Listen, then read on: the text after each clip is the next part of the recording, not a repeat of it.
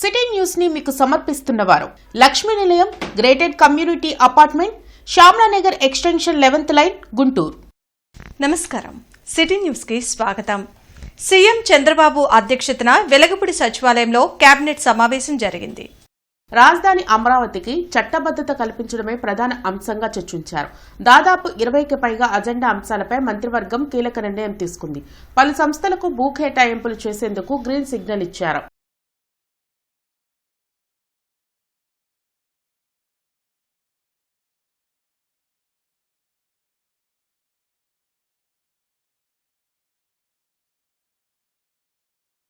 Internet చరిత్రలో సంచలనం city broadband. ఇప్పుడు ఇంటింటికి ఇంటర్నెట్, సిటీ నుంచి గ్రామం వరకు అదే స్పీడ్. మీరు ఈ రోజే సిటీ బ్రాడ్బ్యాండ్ కుటుంబంలో చేరండి.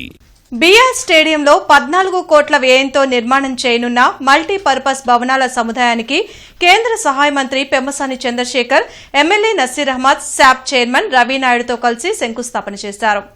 బీఆర్ స్టేడియంలో మల్టీపర్పస్ ఇండోర్ స్టేడియం నిర్మాణ శంకుస్థాపన కార్యక్రమం సందర్భంగా ఎమ్మెల్యే నసీర్ అహ్మద్ ఆధ్వర్యంలో మణిపురం బ్రిడ్జ్ నుండి బీఆర్ స్టేడియం వరకు భారీ ర్యాలీ నిర్వహించారు.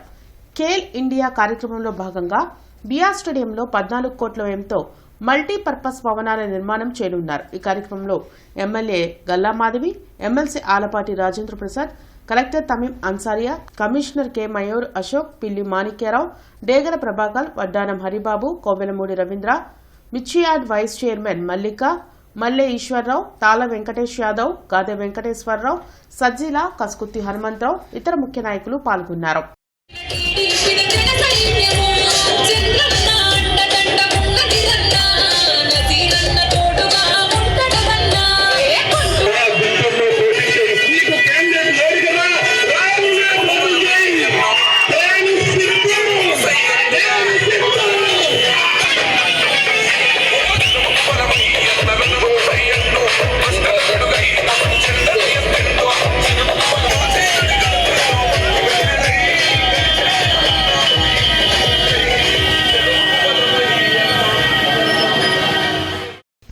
బాడీ షేమింగ్ గురించి మాట్లాడాలంటే ఒక్క మాటతో జగన్మోహన్ రెడ్డిని చంపేయగలమని కేంద్ర సహాయ మంత్రి పెమ్మసాని చంద్రశేఖర్ వ్యాఖ్యలు చేశారు. 14 కోట్ల రూపాయల వ్యయంతో నిర్మాణం చేయన మల్టీపర్పస్ ఇండోర్ స్టేడియం నిర్మాణానికి మంత్రి పెమ్మసాని చంద్రశేఖర్ శంకుస్థాపన చేశారు. ఈ సందర్భంగా ఆయన మాట్లాడుతూ, గత ప్రభుత్వంలో నిరాదరణకు గురి అయి బీఆర్ స్టేడియం అభివృద్ది కోసం కేంద్ర ప్రభుత్వం నుంచి 14 కోట్ల నిధులు తీసుకురావడం జరిగిందన్నారు. జగన్మోహన్ రెడ్డి ముఖ్యమంత్రి చంద్రబాబు నాయుడుపై అనుచిత వ్యాఖ్యలు చేయడం సరైన విధానం కాదని మండిపడ్డారు. అభివృద్దిపై మాట్లాడాలే కానీ వ్యక్తిగత దూషణలు సరికాదన్నారు. ఈ కార్యక్రమంలో ఎమ్మెల్యేలు Galla Madhavi, Naseer Ahmed, SAAP chairman Ravinaidu, SAAP MD Dharani, ఇతర ముఖ్య నేతలు పాల్గొన్నారు. ఉంటే రాష్ట్రం మీద అభిప్రాయం ఏదన్నా ఉంటే రాజకీయాలు మాట్లాడండి, సబ్జెక్ట్ మాట్లాడండి. అంతేగతం వ్యక్తిగతంగా ఏది పడితే అది మాట్లాడితే మేము కూడా మాట్లాడొచ్చాం. ఫిజికల్గా బాడీ షేమింగ్ కానీ ఇవన్నీ కూడా ఆ చంద్రబాబు గారి మొహమే తెలుగు జాతి ఈరోజు ప్రపంచంలో తలెత్తుకునే విధంగా చేసింది జగన్మోహన్ రెడ్డి గారు. మైండ్ సెట్ గురించి మీరు మాట్లాడతారు. ఎవరిది మైండ్ సెట్ ప్రాబ్లం అని నేను ముందే చెప్పా. ప్రజావేదికను కూల్చిన మైండ్ సెట్టా, లేకపోతే పాస్ పుస్తకాలపై బొమ్మేసుకున్నది మైండ్ సెట్టా? ఎవరిది మైండ్ సెట్? మాస్కులు అడిగిన పాపానికి ఒక వ్యక్తిని సైకోగా చిత్రీకరించి చంపింది మైండ్ సెట్. ఎవరిది మైండ్ సెట్ అని అడుగుతాను. ఇట్లా 100 మాట్లాడగలం. కాబట్టి మీరు సబ్జెక్ట్ మాట్లాడండి, రాజకీయంగా వ్యతిరేకించండి. కానీ మా నాయకుల్ని కించపరిస్తే మేము కూడా నిన్ను బాడీ షేమింగ్ చేయాలంటే ఒకే ఒక్క మాటతో నిన్ను చంపేయగలను. కానీ నాకు సంస్కారం అడ్డుంది కాబట్టి నేను నిన్ను మాట్లాడనని చెప్పి తెలియజేసుకుంటూ, నగరంలోని పెట్రోల్ బంకుల్లో నో స్టాక్ బోర్డులు దర్శనమిస్తున్నాయి. దీంతో వాహనదారులు పానిక్ అవుతున్నారు. పెట్రోల్ కోసం పలు బంకుల వద్ద క్యూ కడుతున్నారు. దీంతో కొన్ని పెట్రోల్ బంకుల వద్ద వాహనాల రద్దీ ఉన్నట్లుండి పెరిగిపోయింది. ఇప్పటికే గ్యాస్ దొరక్క తీవ్ర ఇబ్బందులు పడుతున్నామని, ఇప్పుడు పెట్రోల్ కూడా లేకపోతే తమ పరిస్థితి ఏంటని ప్రజలు ప్రశ్నిస్తున్నారు.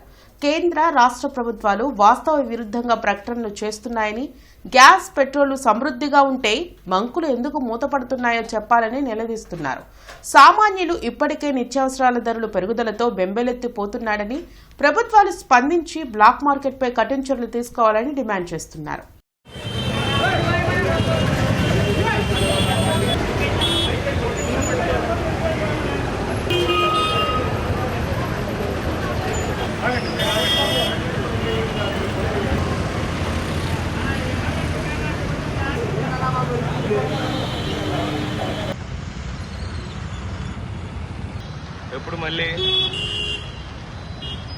ఈరోజు గుంటూరులో వాహనాలకి పెట్రోలు కొరతగా ఉందని చెప్పేసి ఎక్కువ మంది వస్తున్నారు.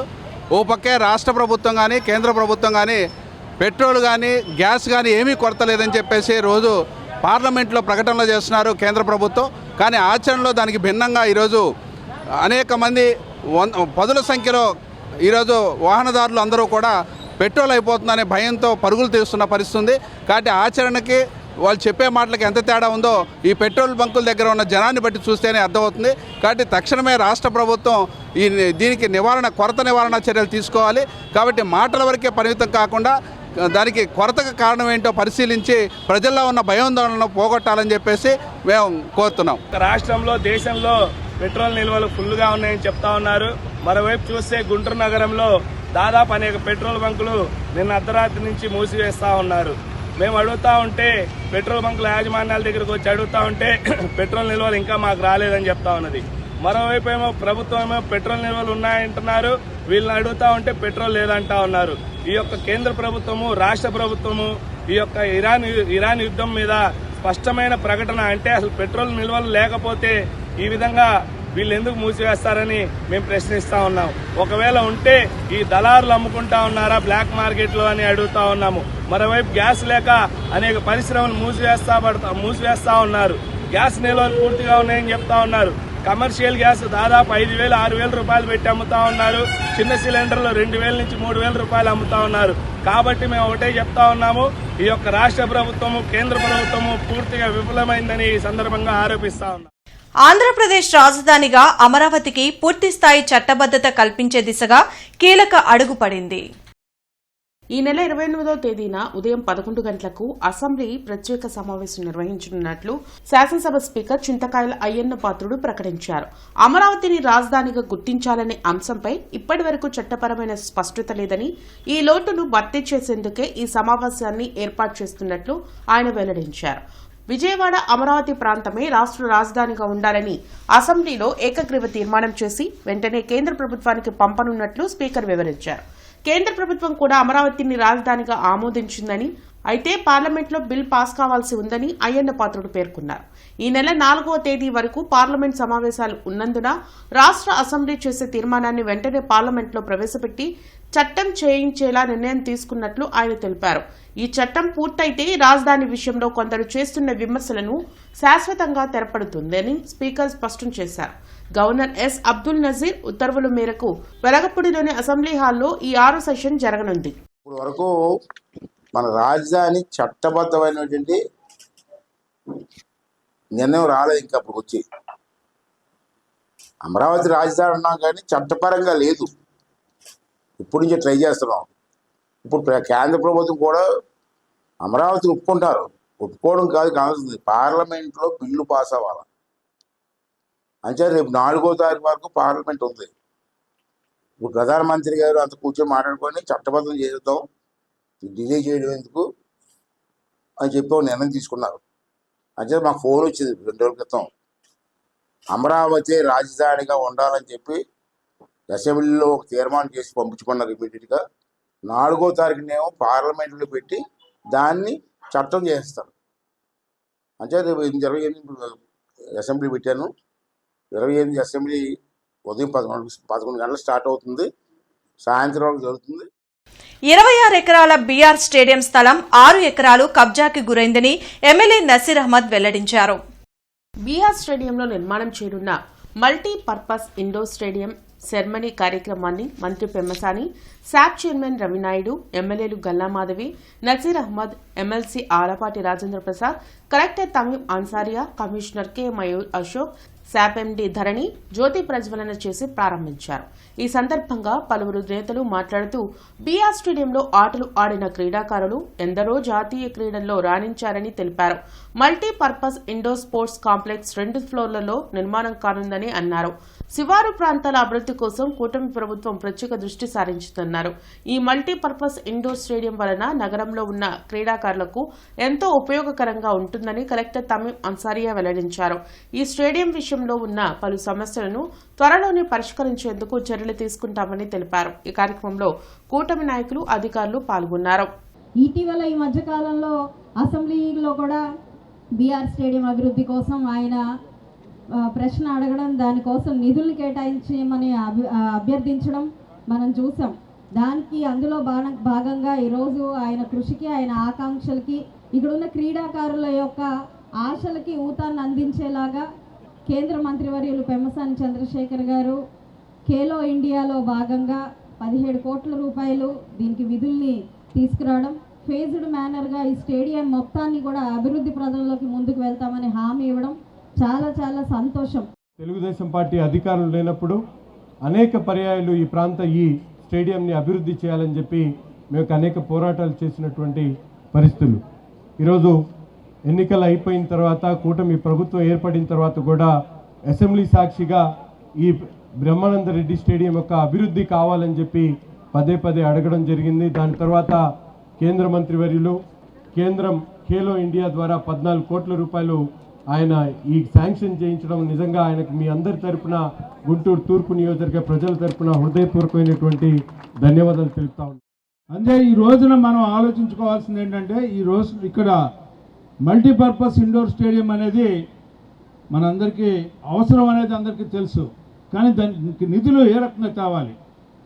ఇవాళ డిపిఆర్ని మనం చూసాం, ఫ్లైఓవర్స్కి డిపిఆర్ వేయమంటే వాళ్ళు డిపిఆర్ ప్రాజెక్టు పంపడానికి 6 నెలలు అయితే వెళ్ళిన నెలలో దానికి నిధులు కేటాయించినటువంటి ఘనత పెమ్మసాని చంద్రశేఖర్ గారిది. అంటే ఒక ఆలోచన చేయటం, ఈ రోజున మన యొక్క ముఖ్యమంత్రి చంద్రబాబు నాయుడు గారు కూటమి ప్రభుత్వంలో ఏ రకంగా ఆయన నిరంతర శ్రమ చేస్తూ ఈరోజు నిత్య శ్రామికుడిగా ఏ రకంగా. సో దీని వలన గుంటూరు ప్రజలకు, ముఖ్యంగా ఇక్కడికి ఉన్న స్పోర్ట్స్ మెన్, స్పోర్ట్స్ విమెన్ అందరికీ కూడా ఒక మంచి అవకాశం. వారు నేషనల్ లెవెల్, అదేవిధంగా ఇంటర్నేషనల్ లెవెల్లో స్పోర్ట్స్లో వారు పాల్గొని అక్కడ వారు గెలవడానికి ఈ స్పోర్ట్స్ కాంప్లెక్స్ అనేది చాలా ఉపయోగపడుతుంది. ఇలాంటి ఒక మంచి ప్రాజెక్ట్ని తీసుకువచ్చినందుకు ప్రజలందరి తరపున, ముఖ్యంగా ఇక్కడ ఉన్న క్రీడాకారుల తరపున డిస్ట్రిక్ట్ స్పోర్ట్స్ అథారిటీ చైర్మన్గా నేను కేంద్ర మంత్రివర్యులకు హృదయపూర్వక కృతజ్ఞతలు తెలియజేస్తున్నాను. జిల్లా పోలీస్ కార్యాలయంలో ప్రజా ఫిర్యాదుల పరిష్కార వ్యవస్థకు వచ్చే వారి కోసం ప్రత్యేక హాల్తో పాటు మినీ కాన్ఫరెన్స్ హాల్ అందుబాటులోకి వచ్చింది. విట్ యూనివర్సిటీ అందించిన సిఎస్ఆర్ నిధులతో ఈ భవనాలను ఏర్పాటు చేశారు. నూతనంగా నిర్మించిన భవనాలను విట్ యూనివర్సిటీ ఛాన్సలర్ విశ్వనాథన్ ప్రారంభించారు. ఈ సందర్భంగా గుంటూరుతో ఆయనకు ఉన్న అనుబంధాన్ని గుర్తు చేసుకున్నారు. రాష్ట్రాన్ని అన్ని విధాలా అభివృద్ధి చేయాలనే లక్ష్యంతో శ్రమిస్తున్న సీఎం చంద్రబాబుకు తాము ఎప్పుడూ అండగా నిలుస్తామని ఆయన తెలిపారు. అలాగే భవనాల నిర్మాణంకు సహకరించిన విట్ యాజమాన్యంకు ఎస్పీ వకుల్ జిందాల్ కృతజ్ఞతలు తెలిపారు. ఇక నుంచి పీజీఆర్ఎస్ కు వచ్చే వారికి ఇబ్బందులు ఉండవని తెలిపారు. He is a model chief minister in the country. Whatever he wants Andhra to be number 1 in the entire country. That is his wish, and we have assured him that we will be with him in fulfilling all his ambitions, that Andhra should become number 1 in whatever field we have. And of course it's a hard-working people in this part of the country, and also they are concentrating on education also, because I find I go all around the country, among the parents, South Indian parents spend more money than others for their children. Among the South Indian state, Andhra is number 1 who spend more money on children. ఈరోజు చాలా సంతోషంగా ఉంది. So VIT chancellor doctor G Viswanathan గారు, ఆయనకి చాలా long experience, long career. ఆయన ఎంపీగా పనిచేశారు. అదేవిధంగా విఐటి ఇన్స్టిట్యూషన్స్ అధినేతగా చాలా సంవత్సరాల నుంచి లీడ్ చేస్తున్నారు. మంచి education institutions, education services provide చేస్తున్నారు. మన అమరావతిలో కూడా విఐటి ఏపీ యూనివర్సిటీ కింద మంచి ఎడ్యుకేషన్ సర్వీసెస్ ఇస్తున్నారు. అక్కడ ఆల్మోస్ట్ 20,000 మంది ఆ ఇన్స్టిట్యూషన్లో చదువుతున్నారు. సో వాళ్ళు కార్పొరేట్ సోషల్ రెస్పాన్సిబిలిటీ భాగంగా మన డిస్ట్రిక్ట్ పోలీస్ ఆఫీస్లో ఈ పీజీఆర్ఎస్ బిల్డింగ్, అదేవిధంగా మినీ కాన్ఫరెన్స్ హాల్ కట్టడం జరిగింది. ఇంటర్నేషనల్ స్టాండర్డ్స్ తో బీఆర్ స్టేడియాన్ని అభివృద్ధి చేస్తామని శాప్ చైర్మన్ రవి నాయుడు వెల్లడించారు.